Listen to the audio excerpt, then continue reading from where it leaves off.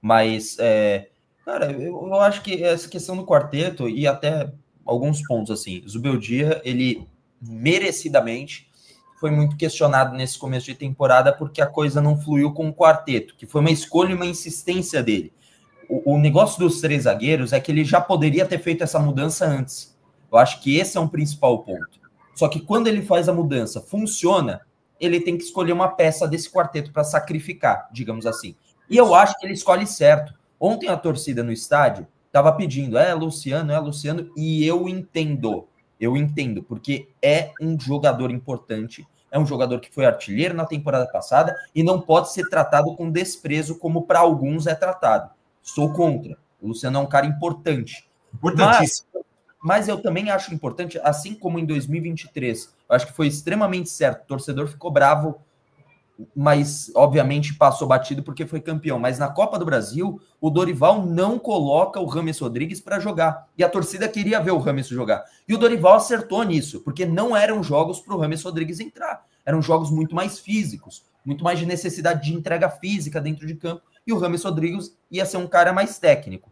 Ontem não era um jogo, o jogo tava. O São Paulo não sofreu.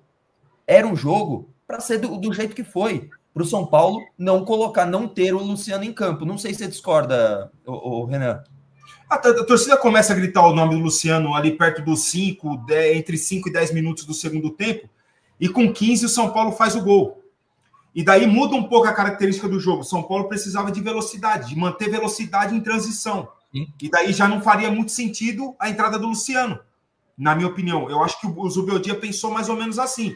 Eu acho que se chegasse ali nos 20 minutos do segundo tempo, no 0-0, o Luciano entraria com certeza absoluta, né? Mas essa circunstância de ter feito o gol com 15 minutos mudou um pouco a característica do jogo.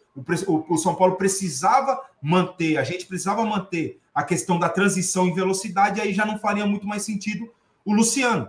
E normal, isso aí é completamente normal. Quando o cara tá no banco, ele só vai entrar, não é que é certeza que o Luciano vai entrar em campo. Não, depende das circunstâncias do jogo. Ah, conseguiu fazer um 3-0, o Luciano ia entrar com certeza. Pô, fez um e continuou um jogo chato, né? Aquele jogo enroscado, aquele jogo chato, tal. Precisava da transição. Por isso que entrou Ferreira, entrou André. Sim. Por isso que as modificações foram diferentes da característica do Luciano. Eu sinceramente, entendi perfeitamente as substituições de ontem.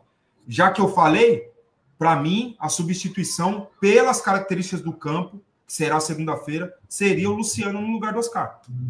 Meu time exatamente mesmo com o Luciano no lugar do Oscar. Mas aí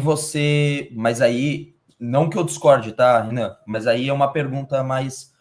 Isso que a gente estava falando da criação pelo meio, de abusar das laterais. Isso meio que vai ficar intrínseco que vai acontecer contra o Palmeiras, porque o Luciano não é um cara que cria tanto também pelo meio, né? Mas não seria ele. Quem, na minha opinião, no meu time, se eu fosse Zubeldia por um jogo, quem teria a liberdade de rotação no campo inteiro era o Lucas. E por isso que eu fiz a pergunta. Eu concordo, mas aí eu só passei para você trazer. Por causa da característica do campo. O jogo fica muito... Pô, a gente, toda vez que assiste os jogos do Alisson, o jogo fica muito mais rápido, muito mais intenso, que dificulta um pouco, na minha opinião, para esse momento da temporada, o jogo do Oscar. Por isso que eu pensaria no Lucas, porque ele pega a bola e carrega com muita velocidade. O Lucas tem característica para esse tipo de campo que o jogo vai estar em velocidade. E o Luciano, a gente sabe muito bem que jogando como segundo atacante, também tendo liberdade, não jogar de costa, tendo liberdade. O Caleri na dele, fazendo o que ele fez ontem muito bem, ele faz a defesa dos caras. Porra, cara. Ele faz a defesa dos caras suar o jogo inteiro, irmão. Ele sozinho, ele dá calor em 3 zagueiros, cara. Pô, com muita qualidade, não. Mas ele dá calor, ele não desiste de uma bola. Cara, isso aí ajuda demais, meu. Ajuda demais. E vai ser importante nesse jogo contra o Palmeiras. E essa liberdade que o Lucas, na minha opinião, teria para jogar ali, com liberdade ali, circulando pelo meio, procurando espaço de infiltração, atacando espaço, para mim seria fundamental. É muito por causa de característica de campo.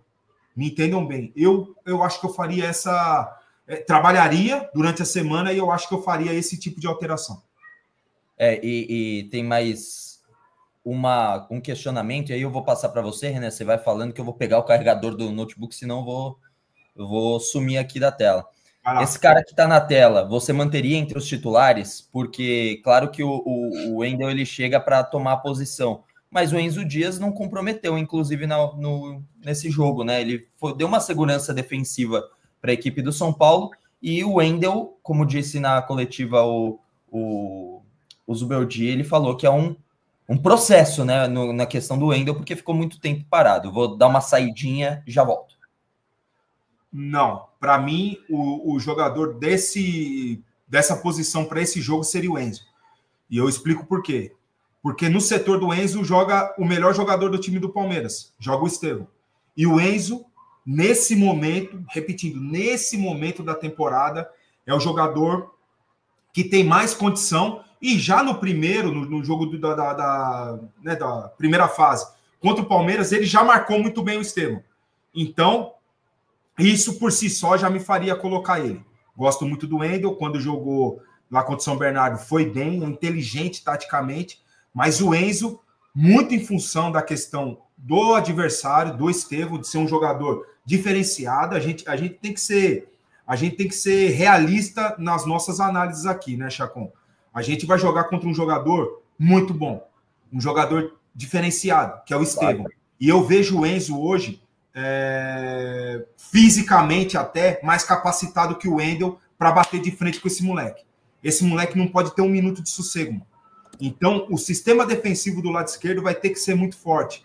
Então, para esse jogo, com certeza, eu manteria o Enzo. E, repito, para esse momento da temporada. Daqui a pouco o Wendel vai estar na forma dele, ele é muito inteligente taticamente, ele é um jogador taticamente muito inteligente e tecnicamente acima da média. Ele vai conquistar o espaço dele naturalmente. Para esse momento, para um jogo de mata, contra esse jogador, eu colocaria o Enzo para jogar, Chacon. Você prefere o Enzo, então, e eu não discordo, não, cara. Eu acho que tem motivo cogitar o Enzo Dias, sim, porque ele chegou, inclusive, eu tinha pouca, não necessariamente pouca referência, mas assim, eu tava pouco animado quando veio a contratação dele, falei, putz, tá, legal, é melhor do que ficar sem lateral esquerdo, mas... Sofremos tanto ano passado, né, Chacon? Exato, eu falei assim, talvez seja melhor, mas não é aquela contratação que me animou o nome, né? Mas, o futebol que ele vem apresentando é um futebol seguro, é um futebol justo. Que tá, justo, que entendeu como é que funciona o ritmo do time e as necessidades nos jogos que ele entra. Então, assim, é um cara que já entendeu a pegada e para mim tá mandando bem. Então, eu acho que vale a gente dar esse mérito aí e esse reconhecimento. E tem muito, Chacon, da característica do latino, do sul-americano, do argentino.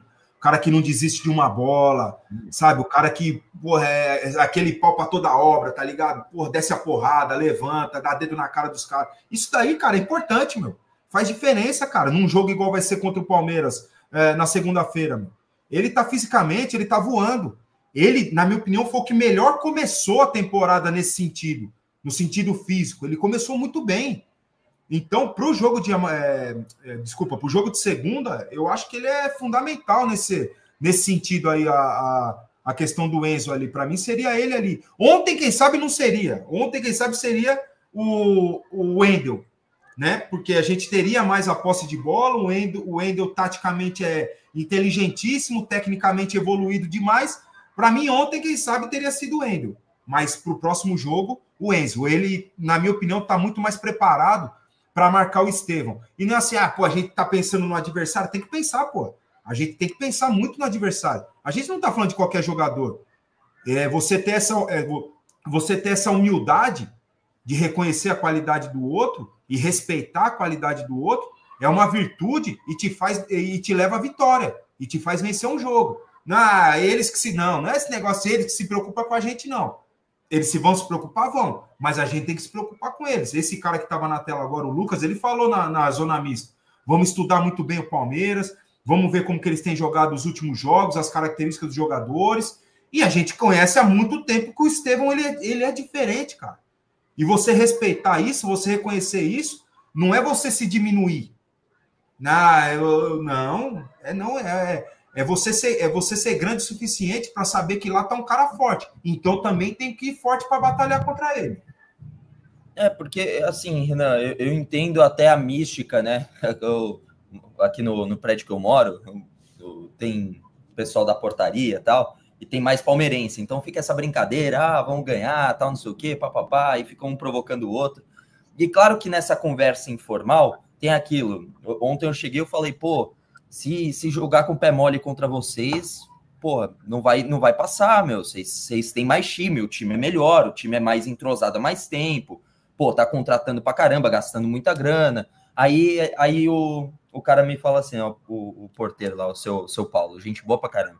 Falou, mas clássico é clássico, tudo iguala, tal. Eu entendo que esse papo, na informalidade, funcione. Mas, cara, esse negócio do clássico é clássico, não é porque é isso... o clássico é clássico, você não tem que fazer o estudo de casa. Se você não é estudo de casa, você vai chegar no clássico é clássico e vai tomar um pau pro teu adversário, vai tomar um pau pro teu rival. Aí os teus torcedores vão ser motivo de chacota o ano todo. Falar, tomou 4 gols, hein?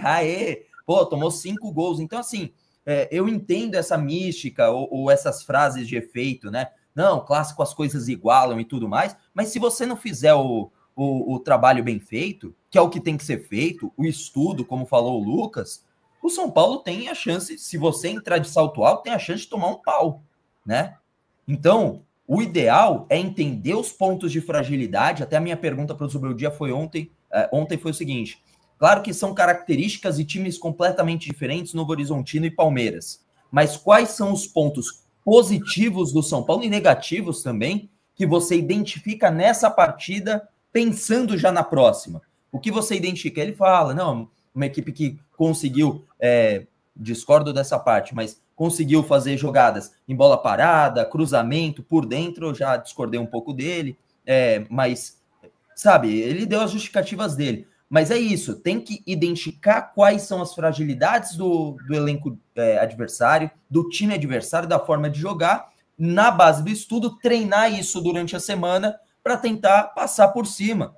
Entendeu? Se não tiver isso daí que o Renan falou, cara, o São Paulo já entra com muito mais chance de ser derrotado. É o básico isso.